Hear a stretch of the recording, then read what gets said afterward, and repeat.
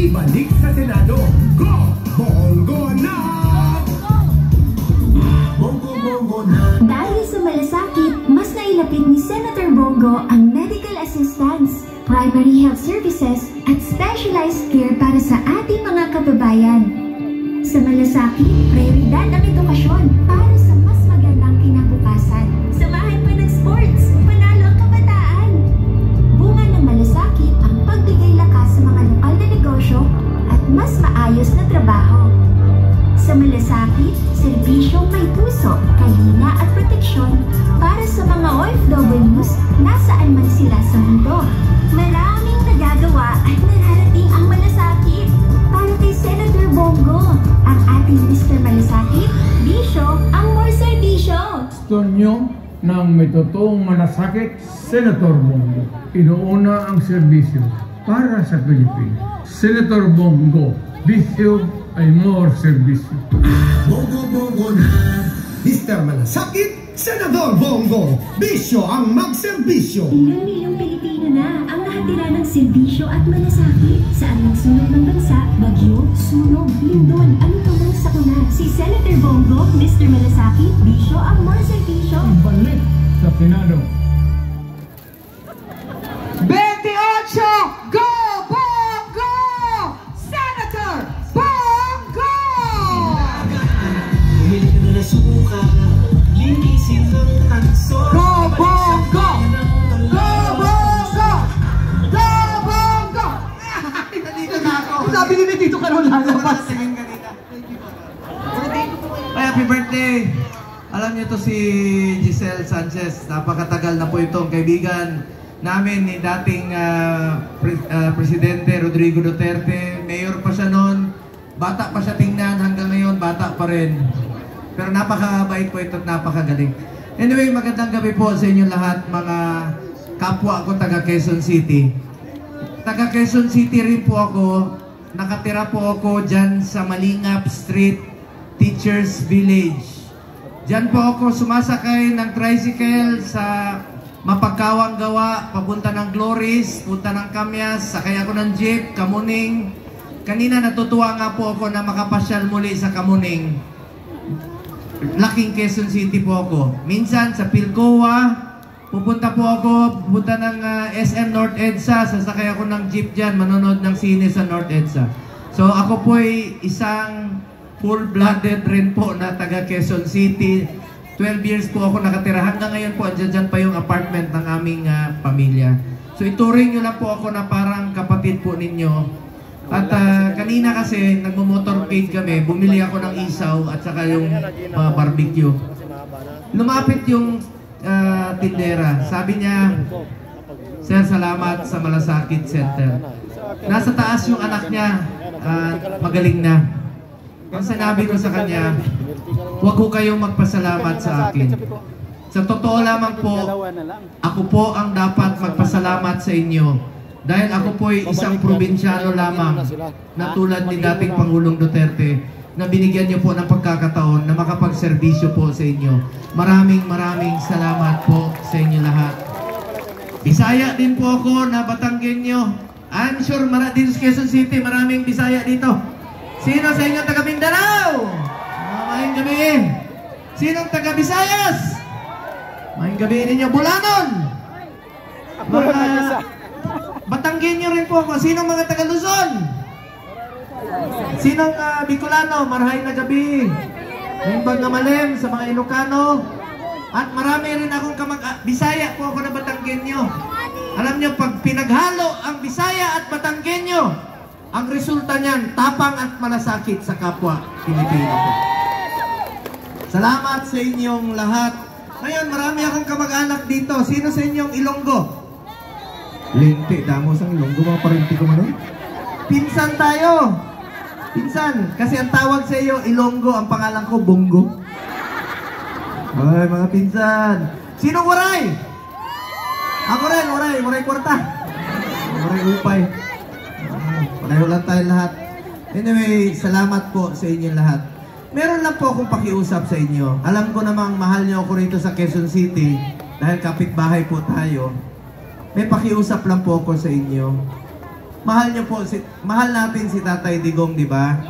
At sana po mamaya nandirito ang kanyang anak, ang aking inaanak na si Kitty Duterte. Ngayon, alam nyo, pakiusap ko po sa inyo, patuloy nating ipagdasal si Tatay Digong. Ipagdasal natin ang kanyang kalusugan. Napakahirap po, 8 years old po, napapalayo sa pamilya at sa ating bayan. Ipagdasal po natin ang kanyang kaligtasan at ipagdasal po natin ang kanyang kalayaan. At huwag po tayong tumigil hanggang hindi po siya makauwi dito. Pakiusap ko po sa inyong lahat, mga kababayan ko. Ngayon, eleksyon na po. Pakiusap ko po sa inyo, suportahan po natin ang Duterte. Ang kapanalunan po ng Duterte ay kapanalunan po ng bawat Pilipino. Bibilisan ko na lang po, unahin nyo na lang po ito, mga kasamahan ko po sa Duterte senatorial slate po, no? Pwede bang tulungan natin, ano naman, flash naman sa screen po. Yung 10. Sawa na ako sa mukha ko, mamaya na yan. Number 10, Attorney Jimmy Bondoc. Siya po yung singer noon na isa sa una na nagpilit kay Pangulong Duterte. Sila yung kumanta ng takbo. Hanggang napilit nila. Ayaw naman, alam nyo si Pangulong Duterte, ayaw niya talagang tumakbo. Alam ko, witness, kasama kami for 24 years. Ayaw niya. Pero kailangan po ng taong bayan noong panahong yun ang isang Mayor Duterte. At kayo po ang humusga kung naramdaman nyo ba may pagbabago dito sa Quezon City. Kung nakakalakad ang inyong mga anak nang hindi nasasaktan at hindi nababastos. Kayo po humusga. At si Attorney Jimmy Bondoc, mabait, abogado, at asset ito sa Senado dahil abogado at magaling po. Palakpakan naman natin, number 10, Attorney Jimmy Bondoc. Ayan, speaking of isa sa mga tumulong, hindi ko po malilimutan ang taong ito. Si Congressman Bong Sontay. Ang mga Bong, mababait yan eh. Bong Sontay. Anyway, isa ito sa mga naniniwala kay Mayor Duterte that time. At kami po, mga Bisaya, we value utang na loob. May utang na loob po kami ni Mayor Duterte. Isa siya sa sumuporta. Wala pang sumusuporta kay Mayor Duterte noon dahil taga Davao, Mindanao, wala po, konti pa lang. Siya nagpakita po ng suporta. At naging parte po siya ng administrasyon ni Mayor Duterte, naging PCSO board member, at sinuportahan na maging kongresista noong 2019. At of course, salamat rin po sa aking uncle, si SB Belmonte, at kay Mayor Joy Go Belmonte, ang aking pinsan. Salamat rin po sa suporta ninyo kay Congressman Bong Sontay. At marami naman po siyang nagawa rito tuwing sunog, tuwing sakuna rito. Nagtutulungan po kami ni Congressman Bong Sontay. So, pakiusap ko rin po sa inyo, we value friendship and loyalty po. Mabait naman po itong taong ito at nagserbisyo po dito sa District 4 ng Quezon City. Congressman Bong Sontay! Ay, balikan ko lang po yung Senado kasi 5 minutes na lang po. And of course, no, huwag nyo rin kalimutan ang kapatid niya, si Attorney Miggy Sontay. Palakpakan natin. Parati ko ito nakikita sa basketball. Sino mahilig? Parati ako dyan sa Araneta. Sino mahilig sa basketball dito? O, kita tayo doon, ha? O yun, no, parati kong binibigyan ng bola sa PBA. Kiko Del Mundo rin po. Palakpakan natin. Salamat po. Malaking tulong po ito sa District 4. Ngayon, balikan natin, suportahan rin natin ang kasamahan ko sa Senado. Hindi magiging successful na labanan ng kriminalidad sa panahon ni Pangulong Duterte. Ang magaling na senador, kasama ko po ito, katabi ko. Alam kong asset rin po ito na makabalik rin po sa Senado. Senator Bato de la Rosa. Palakpakan po natin. Tulungan natin. And of course, pangatlo, mamaya ko explain. Ako po yun. Pang-apat, Ilonggo ito. Siya ang kandidato ng mga Ilonggo from Bacolod, abogado, dating commissioner ng PACC, dati rin siya board member ng Land Bank at USEC ng DILG, Attorney JB Hinlo.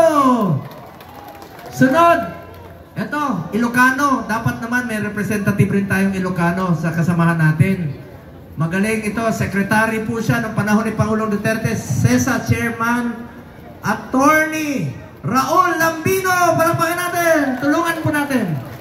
And of course, ito, classmate ko sa Commission on Appointments sa Kongreso. Matalino, long overdue.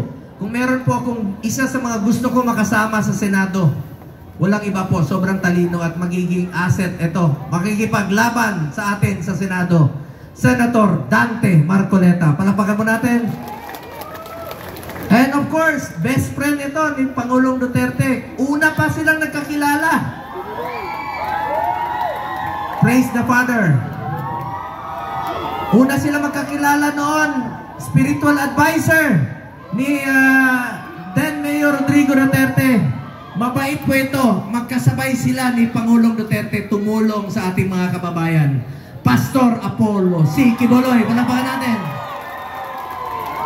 Dito si Atty. Torion na magre-represent sa kanya. Next, taga Quezon City.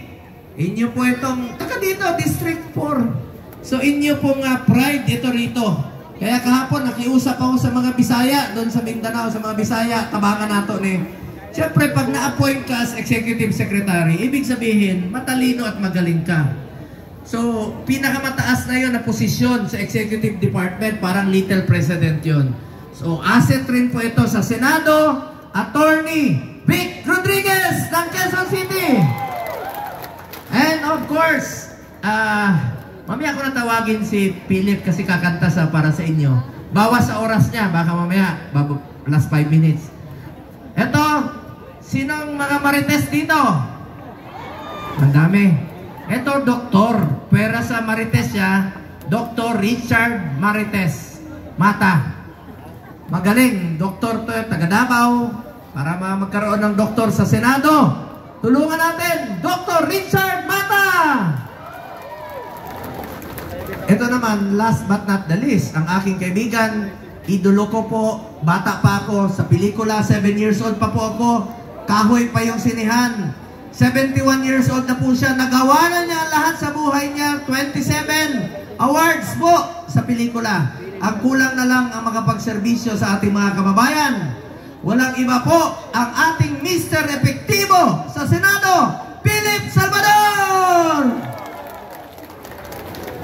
Ako naman po, hindi niyo po ako maririnig na inuuna ko sarili ko, pero alam ko naman hindi niyo ako malilimutan. Paano niyo ako malilimutan? Mamaya ako sasabihin yan sa inyo. Pero bilang chairman ng Senate Committee on Health, Sports and Youth, bilang inyong senador, I have authored 17 laws. I have principally sponsored 84 laws. At I have co-authored and co-sponsored 189 laws sa Senado. At wala po akong absent sa Senado. Dahil sipag, pagmamalasakit at serbisyo po ang ginagawa ko sa ating mga kababayang Pilipino. Bilang chairman ng Senate Committee on Health, Malasakit Center, Super Health Center at Regional Specialty Center. Malasakit Center, meron na tayong 167 na Malasakit Center sa buong Pilipinas. At ang Quezon City po ang pinakamaraming Malasakit Center. Punta kayo ng Heart Center, meron. Punta kayo ng NKTI, meron. Punta kayo ng Lung Center, meron. Pumunta kayo ng East Avenue, meron. Pumunta kayo ng Quirino Medical Center, meron. Pumunta kayo ng Philippine Children's Medical Center, meron. Pumunta kayo ng Novaliches, meron din po. Ano po? Kaya nga po, 167. At para sa Pilipino yan, karapatan nyo po yan. Walang dapat na pinipili ang tulungan basta sa medical. Ilapit natin ang serbisyo medical sa ating mga kababayan. Pangalawa kong naging prioridad, Super Health Center. Magkakaroon po na mahigit 700 na Super Health Center sa buong Pilipinas. Ano po yung Super Health Center? Iba po po yan. Pwede na po dyan yung panganganak, dental, laboratory, x-ray, dyan na yung konsulta ng PhilHealth. Tingnan niyo po, Super Health Center sa Batangas. Noong unang panahon, 2 oras ang biyahe papunta dyan. Ngayon po, yung mga buntis na nanganganak sa bangka, ang layo ng ospital sa Batangas Medical Center. Ngayon, meron na silang Super Health Center. Punta tayo sa Lake Cebu, sa South Cotabato. Bundok, 2 hours. Ang buntis nanganganak sa tricycle. Ngayon po, meron na silang Super Health Center. Mahigit 700 po ang ilalagay na Super Health Center sa buong Pilipinas. At yan po ang patuloy kong isusulong. Tuwang-tuwa yung kapitan. IPs po yan, no? Indigenous people. Tuwang-tuwa yung kapitan. Sabi ng kapitan, Sir, sabi ng mayor, Sir, pangalanan namin sa iyo itong bata. Dahil bago ka dumating, pinanganak yung bata. Pagtingin ko sa bata, babae. Sabi ko, paano mo pangalanan sa akin? Lalaki ako. Sabi niya, walang problema yan. Pangalanan namin ito ng Bongga. Both Street Duterte. Yes, Both Street Duterte. Sinasabi ko lang po sa inyo, hindi po ako politiko. Hindi po ako nangangako. Ginagawa ko lang po ang aking trabaho para sa ating mga kababayan Pilipino. Yan po ang Super Health Center. Pangatlo, Specialty Center. Di ba ang Heart Center nandito sa Quezon City? Di ba ang Lung Center nasa Quezon City? Ang NKTI nasa Quezon City? Paano yung mga kamag-anak natin sa Mindanao, sa Luzon, sa Batanes, sa malalayong lugar? Babiyahe pa tayo dito. Ngayon po, with this law, ako ang principal sponsor. Maglalagay na po ng mga specialty center sa mga selected DOH hospital sa buong Pilipinas. Ilapit po natin ang serbisyo medical sa ating mga kababayan. Huwag natin pahirapan ang Pilipino. Kaya nga po, galit ako sa PhilHealth. Hindi ko titigilan ang PhilHealth. Dahil ang PhilHealth po, para sa health yan. Hindi negosyo yan. Insurance yan na meron tayong masasandalan. Tingnan niyo po yung hospital billing ninyo. Magkano binabawas ng PhilHealth? Kukunti. Bakit kayo nagtitipid? Ngayon, sasabihin nyo, sobra yung pondo ninyo. Ibabalik nyo sa National Treasury. Habang naghihingalo yung mga pasyente, hoy, PhilHealth, pera ng taong bayan yan, kalta sa sahod natin yan, ibalik po sa Pilipino yan. Babantayan ko po itong PhilHealth para sa Pilipino po. Ito po ang pinangako ng PhilHealth nung budget deliberation. Naka 13 hearings na po ako tungkol sa HEA, Health Emergency Allowances. Salamat, nabayaran na po last year yung 27 billion. Ngayon po, binabantayan ko ang PhilHealth. Ito po ang kanilang pinangako. Sabi nila, nilibre nilang check-up sa mata, check-up sa ngipin, libreng salamin, tataasan yung case rates, babantayan ko. Alam nyo ba, meron silang mga pulisiya noon na ako nakadiskubre. Ano to? Yung single period of confinement policy. Alam nyo ba noon, sa loob ng 90 days, bawal i-cover muli ng PhilHealth pagka nagka-pneumonia ka. Mapigilan mo ba magkasakit? Meron pa silang pulisiya na kailangan i-admit ng 24 hours ang patient. Bakit hindi nyo na lang gamitin pambili ng gamot kaysa i-admit ninyo? Ngayon, nangako sila, mag-introduce sila ng mga bagong pulisiya. Babantayan ko po ang PhilHealth para sa ating mga kababayan Pilipino bilang chairman ng Senate Committee on Health. Ngayon, chairman din po ako ng Committee on Sports. Ayaw ko pong masayang ang inumpisahan ni Presidente Duterte na labanan ang kriminalidad at ang illegal na droga. Di ba? Pag bumalik ang illegal na droga, babalik na naman ang kriminalidad. Nakakatakot yan. Labanan ko po ito through sports. Proud lang po ako bilang chairman ng sports.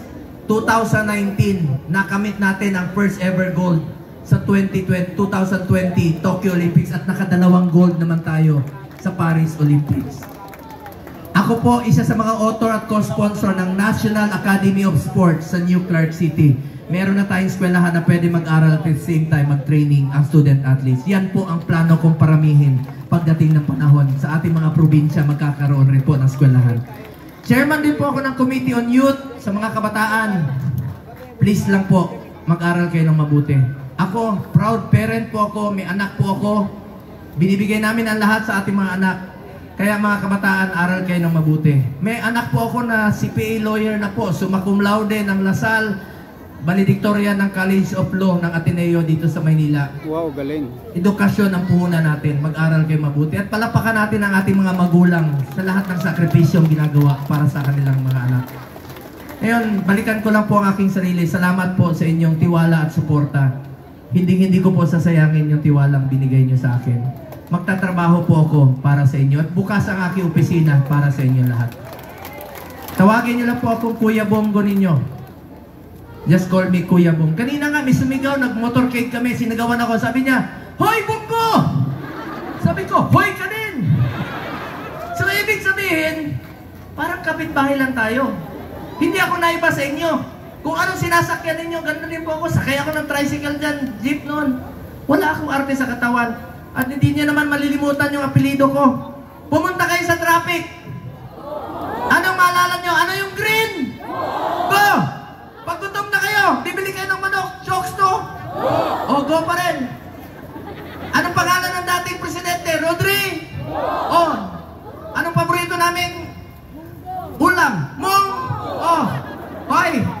Balita ko dito sa Quezon City, marami nag-inuman. Anong tawag sa mahilig sa alak? Laseng? Tayo'y magbongo-bongo sa Senado. Sandali lang. Hindi pa nga ako, nauna na yung operator. Operator, sandali lang. Mga lasenggo, huwag kayong magmaneho pag nakainom. Delikado yan. Pag may nangyari sa inyo, ako na naman maalala nyo, pag kayo ay na... O, yun! Tayo'y magbongo-bongo sa Senado. 28. Nauna yung operator eh. Nasira. Anyway, meron pa akong isang tanong. Anong paborito nating araw? Walang trabaho? Linggo! Sa Bisaya, Duming! Oh, kita. Dito. Hindi na malilimutan yung pangalan ko. Maraming salamat po sa inyo lahat, mga kababayan ko. Mahal na mahal ko kayo rito sa Quezon City. At meron lang po akong sasabihin sa inyo. Sana po'y maalala ninyo na nag-usap tayo rito sa Quezon City. Mga kababayan ko, minsan lang tayo dadaan sa mundong ito. Kung ano pong kabutihan o tulong na pwede natin gawin sa ating kapwa, ay gawin na po natin ngayon dahil hindi na tayo babalik sa mundong ito. Ako po ang inyong Senator Kuya Bongo, patuloy na magseserbisyo sa inyong lahat. Dahil ako po ay naniniwala na ang serbisyo sa tao, serbisyo po yan sa Diyos. Maraming salamat po, mga minamahal kong kababayan. Mahal na mahal ko kayo lahat. Maraming salamat. Salamat po.